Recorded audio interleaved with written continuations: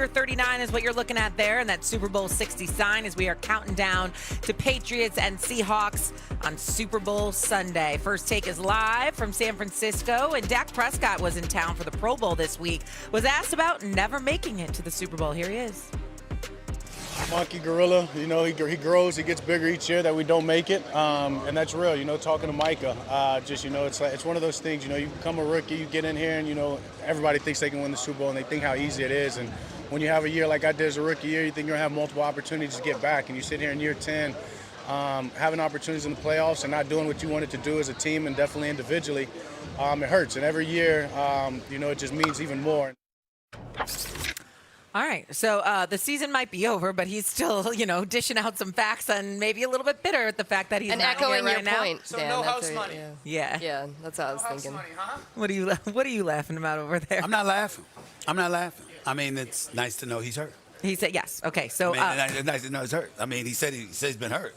I mean, I have not. I mean, on the football field, Dak Prescott, all-world talent.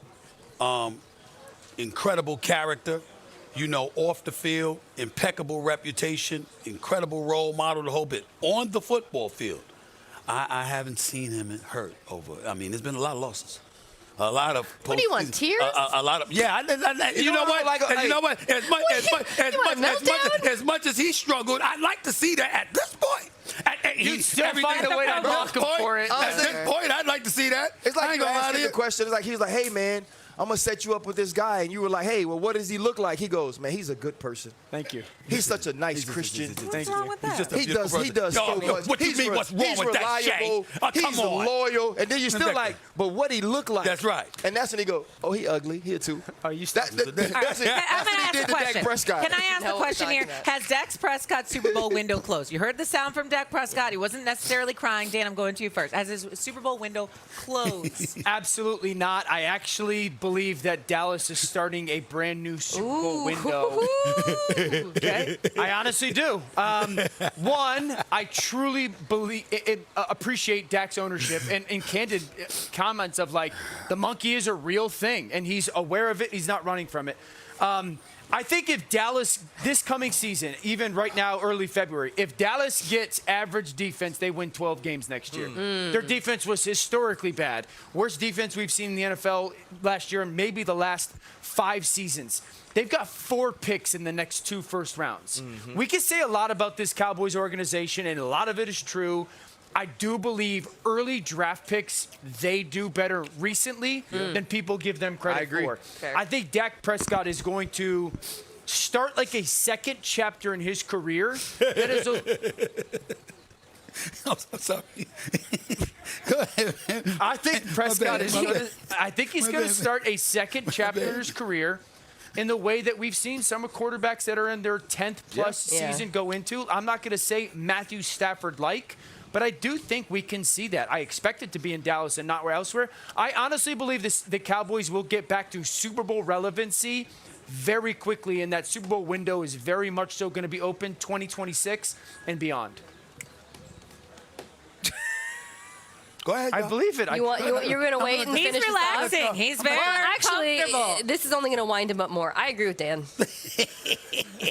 All right. So the question was, has his windows closed? Yes. Freaking laugh, man. He's the third. If I could punch that laugh. He's a top 10 quarterback who's 32 years old. He's in the prime of his career. His window is still open. I expect this Cowboys offense, assuming they tag Pickens, we'll see what That's a good happens part, long term, to continue to be a top 10 offense. Now, I am not pointing to them and saying Super Bowl team until they show me that they fixed some of the issues on defense. So I'm right now they're the Bengals South, let's be real.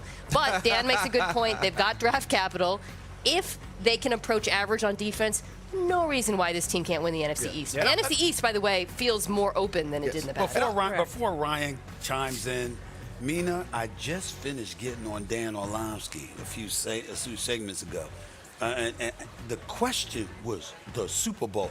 I ain't saying a damn thing up there about the NFC East. It says the Super Bowl, and you just said, I'm not saying it's going to be the Super Bowl, but you bring up the NFC East, which means why you got platform? Hey, I will say this. I'm more convinced that the Dallas Cowboys Super Bowl window is open because of how much I believe in Dak Prescott. Look now, at us three. their Super Bowl window is open because of him, because of his leadership, because of his growth, and because of the production. The level that Dak Prescott played at last year, his ability to throw the football, his ability to identify matchups, his ability to maneuver in the pocket and give players extra times to separate, it was phenomenal. Dak Prescott, if he plays with a team that's better on defense, he's here this weekend with an opportunity to win the MVP. Now, all of this, in my opinion, is centered around George Pickens being on this team again next year. Correct. George Pickens vibed with Dak Prescott. I think George Pickens, in many ways, admired who Dak Prescott was and is. And when you look at the leadership of Brian Schottenheimer, there were coaches that coached better. Nobody led better, in my opinion, a locker room of men like Brian Schottenheimer had to do through the adversities the Dallas Cowboys had to play through it. Now, it's all about what Christian Parker, the new DC, not only can do for them in the back end, because I don't believe they have the players on the back end. They have to do something at the second level. But his ability to work with guys like Cooper DeJean, Quinyon Mitchell, we've seen him work with Pat Surtain II. His ability to get talented young players to reach their potential early is huge, especially with Dan talking about the early picks this team has and the way that despite all they have hit on absolute studs early on in the draft. Really quick, I want to push back. So you think this is all centered around George Pickens? So CeeDee Lamb being the only receiver, if he leaves, if George Pickens leaves, you don't think there's a way that they could possibly make it? It depends on what they do with the draft. It depends on who else you get from George Pickens. What George Pickens showed last year is they don't have 1A, 1B. They have two legitimate star number ones, and you can't guarantee you get that in the draft. You know, y'all should be ashamed of yourselves. We're not. You really should. You really should. Because, listen. Because we're right. You're not right. You're not right. Okay? Let me tell you something right now. First of all, Christian Parker, is that his name, the new defensive coordinator, right? I want to say ahead of time, congratulations on getting the job.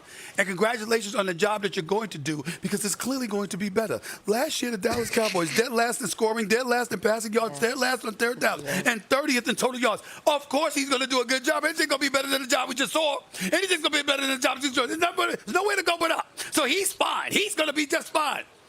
But why do y'all keep putting on your football? This is the problem with the NFL Live people right now. I'm calling them out on national television because I love the show and I watch it all the time. This is the problem with y'all. You're breaking down football. When it comes to the Dallas Cowboys, it's not about football. It's about that black cat running around that franchise. It's about something that can go wrong, will go wrong. 1 year is their defense. Another year is their offense. Another year is coaching. It's the running game. It's a contract dispute. It's something. It always is something. How would I know this?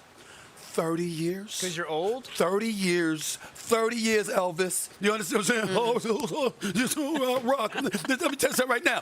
When you look at the Dallas Cowboys, there's always something. And so it doesn't matter what Ryan Clark. Listen, between Mina, Dan Orlovsky, and Ryan Clark, let me tell you, America, you ain't going to miss nothing with the football analysts. They got everything covered.